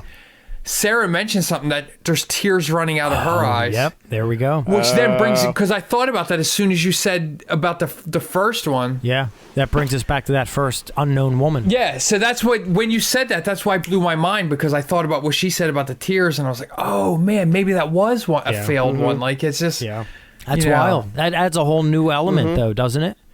But if you think about it, we just said how much of a downer it is, but it's almost kind of uplifting if you think about it. That no matter what kind of like cold, inhuman force, like once it comes in contact with you, it's almost like a story about the spirit of humanity and emotion and all the good that we're capable of, wrapped in this weird dark story. Yeah, it takes kind of an outsider to see us with fresh eyes, and our good nature still kind of turns them to look at the good instead of focusing on, even though the bad is pretty horrific. Let's be honest. Yeah. With that being said, 3.6. Boom. Movie sucks. Let's wrap it up. All right. So let's do this then. No, I'm kidding. Really quickly, I want to go through my Pat's points. So Justin, if you would lead me in, that would be wonderful.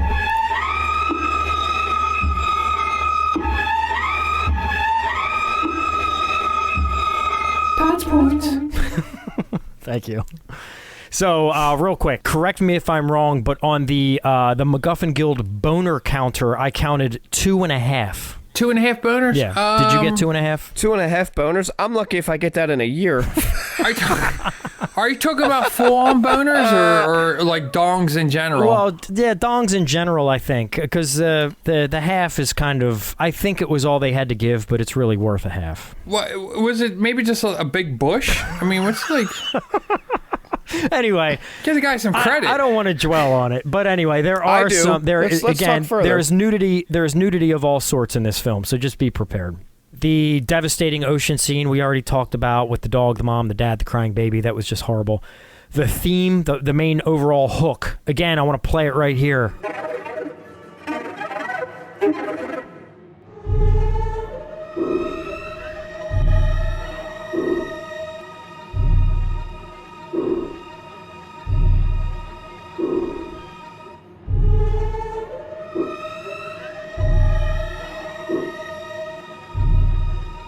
so good. Oh, yeah. The whole score was so good, and it fit this film perfectly.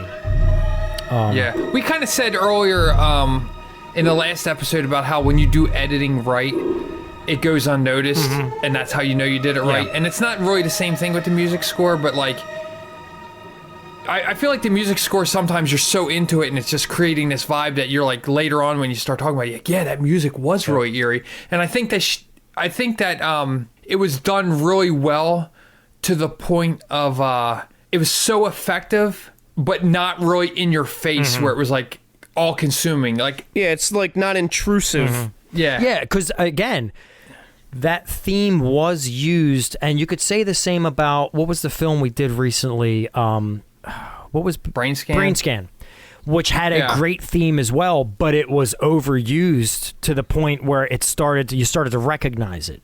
Whereas this theme was used probably just as many times, but it was so perfectly applied that it didn't take you out of the film. You didn't notice it because, So, yeah, I agree with you, Justin. That was it was perfectly executed. The whole creep at the park, the logger, as they call him, he was a horrific character, and shame on him for being the evil side of human nature that, hey, look, you killed an alien, dude. It's fucked up. However, she was probably going to die anyway. Well, yeah, maybe the bad man would have gotten to her, and she would have ended just like the unknown woman at the beginning, but she also did kind of like destroy people in some of the most horrific ways possible. No, I agree. It wasn't cool. But then again, she didn't was know. she a victim? Was she a victim? She was being used. It was also his intent. Like, if he was destroying her because he knew what she was doing, it would be different.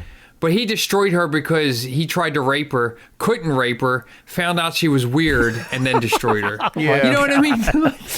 What a weird series of events. And then he got away. Yeah, so... Well, and then got away, yeah. I would assume that the bad man would probably kill him. Loose end.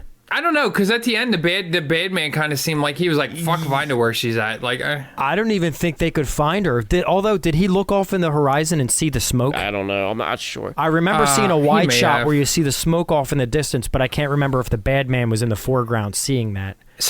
Sometimes with the artsy-fartsy movies, I can't tell if the scene that they're laying up is supposed to be symbolic of something or if it's just supposed to look cool. Yeah. Because it looked cool. Yeah. Well, you know what I mean? So I don't know if I think if he caught up to the logger, I think he would kill him because he's a witness. He saw her. Oh yeah, he saw the shit without the skin on. Yeah, he would kill him. Yeah. Far more information than you need to have. Yeah. So there was apparently an interesting story. So this film, not only in the van was hidden cameras, but the street shots of Scarlett Johansson walking through the city were all real. Wow. And that scene where she tripped was all shot with hidden cameras, and the people that helped her up did not know that she was in a movie. So there is a meme that hit, this is years ago now, probably in 2012, when Scarlett Johansson fell, and people got pictures of this because they thought that the real person, Scarlett Johansson, fell, and it was a newsworthy thing. They didn't realize at the time that she was filming a movie. Oh, yeah. So there's a meme going around with her like laying down on the ground, but it wasn't revealed until later that it was all part of the act, which is kind of cool. Yeah, I didn't know any of that. There was that one scene towards the beginning where you see the lights to the spaceship over the building in the fog. Did you guys pick that up? No. If you watch back, there's a building in the fog right before we see Scarlett Johansson driving around in the van doing her thing. There is a quick shot of the landscape, the buildings, and above one of the buildings in the fog is like these 3 or 4 lights. I didn't even see and then that. it just kind of flies off. Oh, okay. So that's the only time you really see like alien type stuff. So look that back up. We talked about the meat conveyor belt. So we talked about the logger chasing her. That is the first time in the film that we hear her theme when she is not the hunter. So that's the only time we hear the theme when she's being hunted, which is wild. All right, and the last thing I have on Pat's points is the book apparently clarifies the mission of the aliens a little more in depth. Yeah. The human meat delicacy, the factory farming, it really touches on a lot of those industries and whatnot.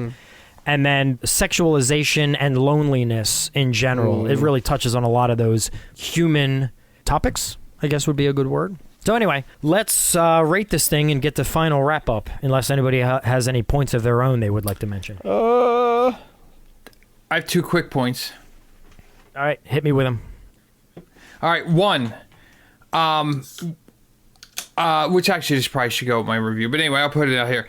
One problem I had is I didn't understand, like, it never made sense to me, like, her changeover. Like, okay, yeah, this guy's disfigured. I see a mirror. Oh wow, I went from being a heartless, baby leaving murderer to now I have feelings all of a sudden. However, Sarah was explaining to me some of the stuff in the book, because she read the synopsis or whatever, but apparently in order for her to become that human looking thing, she had to be disfigured. Yes. To do so. They surgically disfigure them so that they can look more human. So it would, knowing that when you see her, like when she looks at her reflection and sees that she's disfigured and he's disfigured. She has empathy for him. You can have empathy, but because that's never brought up in the movie, it doesn't it doesn't make sense. So, but I just wanted to bring that up. Okay. Well, thank you for that. That's cool. That was Sarah's 2 cents, but we can edit that part out so it just sounds like I said it. So,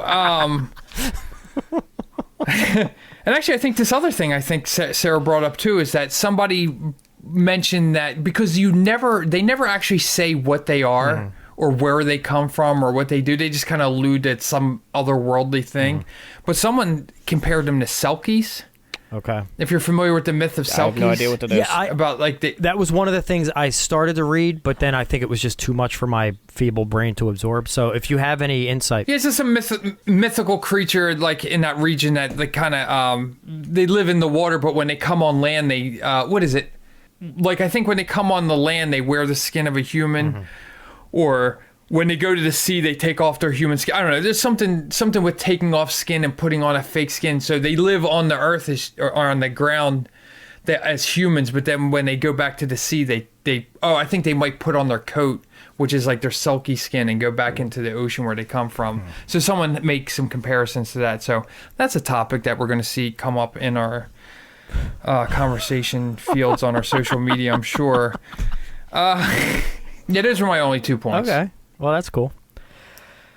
Let's get to the rating. What do you think? Yeah, let's do it. So I can hear Mike falling asleep. Yeah. This is my pick. Oh, God. I guess I'll go first just as a courtesy to you guys, unless one of you guys already knows what you're giving it. Because I haven't really given this much thought as to where I would rate it. Because this is an interesting film. Like, it's not a traditional film in any sense. So it's difficult to gauge, like, where it would fall on a scale. Like, it's... I don't know, this decision's really getting under my skin. Oh, my God. I knew you had one more in you. I was waiting for it. Do you want to pass the torch? Look, no, I'm going to do it now. So this is what I would say. As we used to say early on, our ratings are very arbitrary. They are, and I may in 2 days think very differently about this. Yep. I will say this, though. I have an appreciation for this style of film, and to be honest with you, when I picked it with the hope that it gave us, the MacGuffin Guild, an opportunity to dig into some elements of human nature. And I hoped that this film used this alien race and their intentions as a MacGuffin to drive along kind of a deeper subject matter. And I feel that I got that to a point. I agree with you, Justin, that there are some elements that could have been done a little more smoothly or a little more clearly, because I think the chapter markers were there, but the message maybe didn't get through in every instance. I agree with that fully. But I still think that this film, I think it achieved what it set out to achieve. And I think the filmmaker made a very conscious effort, even though he had original material to work from. I think he made it a point to leave a lot of the details out. He wanted it to be more abstract. He wanted it to be more thought-provoking. I feel, now I don't want to speak for him, but my interpretation is that he felt he wanted it to be more abstract. And instead let the raw human emotion drive along the story. And I really appreciated that. So I got to go a little higher with this one. I'm thinking in the 7 range. Let's say 7.3. I'll give it. I think it was a solid film. I think it was an abstract film. I think the messaging and the just like digging down to the raw human emotion, and it was a case study in humanity, and I dug it. So 7.3. I'm going to go 7 on the nose. Okay. And 2 reasons I picked that. 1, because my numbers mean nothing, and it was very arbitrary. And 2, I'm kind of right smack dab in the middle of this, because my favorite types of movies are the ones where you can sit there, have popcorn, drink a couple beers or whatever, and enjoy it for what it is. But there's so much more going on. So I like the multi-level where your average movie goer can just watch it, have a good time, but there's way more under the surface as you dig into it. Under the skin, as they say. Under the skin. Damn, I missed a good opportunity to say that. That's all right. We were right on top of it. Yeah, you got it, man. That's why I like this, man. Like when someone starts falling apart, you got 2 guys coming in like raptors from the side. Clever girl. I don't know how to say it, because like as I was watching the story, I just always had that feeling of I see where they're trying to take me, but I never felt like I was experiencing it, if that makes sense. Which I was, at the end, I think, Sarah and I talked about, I think she had much more of a problem with it than I did. And I was like, yeah, I don't know, whatever. I kind of see where they were going. And because I think, like, honestly, I think despite it being beat for beat we were talking about this earlier, how, like, actually talking about the story is going to be quick because it was pretty basic.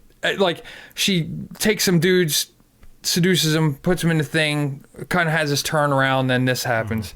But I think to actually pull off what he was trying to do, I think he was trying to pull off a ton of stuff, and to try and make all that happen was really difficult. So the fact that even if he got 90% of the way there, is still pretty amazing. So yeah, I like it a lot. I don't know if I'll ever watch it again. Maybe once or something, but it was like the creep eerie factor nailed it, man. Like, especially that beach scene. After that, I was like, I don't know how much more of this I can watch. And it's like, I rarely get creeped out by movies like that anymore. I've like watched so much stuff, and I've rarely turned off a movie, like I think maybe once in my entire life. And I was like, ooh, this is gonna be a rough night. Yeah. But yeah, it's cool. So yeah, 7 on the nose. I think I spoke too much on it already. But so yeah, 7's pretty much where I'm at. Good special effects, good music. We already said mostly all this stuff. Sweet. Mike? Pat, what was your rating again, really quick? 7.3, and then Justin did 7. I'm going to go a smidgen lower than Justin. I'm going to go 6.9. 69. Back to the 69. That's far. You have such a one-track mind. Yeah, so let's hurry up and get this done so I can go upstairs now. But this is what I'm talking about. This is what I like. It's like on the surface, he's given a real rating, but there's this whole story underneath where he set this all up to be a 69 under the skin. Yeah. So 6.9, Mike. So what? Like overall, did you get satisfaction from the film, and without being vulgar? No. I think actually I benefited from watching it this second time, and I also benefited from talking with you guys about it, because Pat, you definitely pointed out multiple things that I didn't even pick up on. So now I almost want to go. Well, not right now because I'm going to go to bed. But I like almost want to watch it again as soon as I can with that stuff like in my mind, so I can be like, oh yeah, there's a lot going on that if you don't pick up on it, you're missing a lot of kind of almost the point almost. I mean, there was things I definitely picked up on, but like the stuff with like the girl at the beginning, I didn't even pick up on the fact that she was the previous. Not incarnation, collector. But previous, collect. Is that what you say, collector? Yeah. Yeah, it's this previous female. But no, I enjoyed this movie. I can, and again, I've talked about this earlier. I can see how like a general moviegoer may not be able to endure a film like this, just because, again, it is very slowly paced. And again, we talked about the Scarlett Johansson aspect of, somebody like, oh, Scarlett Johansson's in this? I love her. But then they see this and they're like, why did she do this movie? You know, they may think that. Fuck. What is this horse shit? It's not canon to the MCU. Let's just say that. But it's a good movie. It's gorgeously shot. There's some scenes in this movie you're just like, man, that is stunning looking. Yeah, even when you look at the stills, you could see. Yeah. You can see it. So yeah. So what's our average for this one? Oh God, I didn't do that. Hold on. It's probably pretty high. All right, so our average score is 7.06. Yeah. So I don't know if that falls kind of in the. That's between the critics and the. Was that in the pepper shed of kind of what you thought it would be? It's in the grape shack. Yeah, I'm doing really quick math to see how I can change it to be 69. Oh, yeah. I'm gonna change my answer. Yeah, I'm happy with where that ended up. 7.06. All right. Any final thoughts before we shut it down? Nah. You guys ever see Ghost World? Nope. Wasn't she in that?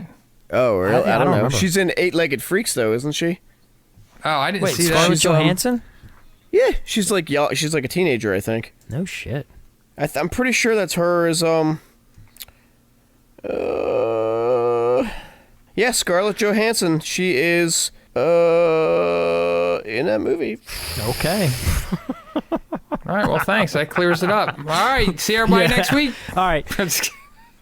I just wanted to mention Ghost World because it seems like not an episode could go by without us mentioning Steve Buscemi. Oh, yeah. Again, check us out on our social media, Facebook, Twitter, Instagram, and Discord. We appreciate you being a part of the guild. LinkedIn. Are we on LinkedIn? I don't even know. Nah. We probably anyway, should be. Yeah, probably. But anyway, yeah, we appreciate you guys being a part of this. We hope you're having as much fun as we are, and we can't wait till next week. So stick around, come on back, spread the word. Oh, yeah, Apple Podcast. Yeah. I'm supposed to tell you to go there and, I don't know, give us 5 stars and a nice review or something. But unless you don't like us, in which case, don't do that. So. Yeah. Historically, I would tell someone to fuck off if they had something negative to say. But I'm going to say, you know what? Throw it out there. We're desperate. We'll get anything. Just anything. If it sucks, just tell us we suck. It's all right. Yeah. You have a voice. And stay tuned next week for our episode on Judgment Night. I think next week is going to be episode number 30. Number 30. Judgment Night. That's crazy. That is crazy. Hells yeah. So, pretty cool. All right, well, let's close this thing down. For good? Yeah, that's... All right. This is Thank it. you, Justin, Mike. Always a pleasure. And we'll see you next week for Judgment Night. Thank you, everybody. Later. Peace. Bye. I raised you better than this. I'll ask you the same question that Justin asked, because normally I ask it, but he beat me to it this time. What? How you doing, Pat? That was quite the setup. I like how his question had a backstory. No.